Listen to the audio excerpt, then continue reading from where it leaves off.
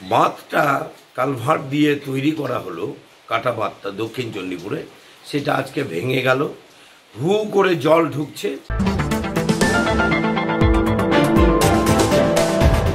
ভূতনির মানুষের 1.5 লক্ষ মানুষকে আবার বন্যায় ডুবালো মানিকচকের বিধায়ক সাবিত্রী মিত্র, ডুবালো সেচমন্ত্রী সাবিনা ইয়াসমিন, মানস ভূঁইয়া।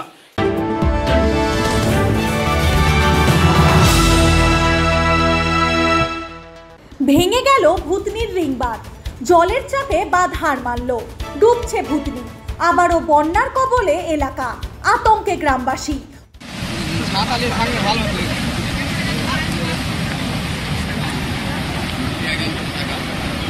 কোথাও ভেঙে যাচ্ছে বাড়ি, কোথাও বুক সমান জল ঢুকছে মাঠে ঘরে। চারপাশে শুধু হাহাকার আর চিৎকার, রক্ষা হলো না এবারও। খুবই উদ্বেগের বিষয়। ভূতনি, যেখানে প্রায় 1.5 লক্ষ মানুষ বসবাস করেন, আমাদের যা আশঙ্কা ছিল, অনেক আগে থেকেই সিপিআইএম আমরা বলে আসছিলাম যে যেভাবে দক্ষিণ চণ্ডীপুরে 1,35,00,000 টাকা দিয়ে কালভার্টের কাজ করা হচ্ছে, ফুলহর নদীর জলে এই কালভার্ট টিকবে না।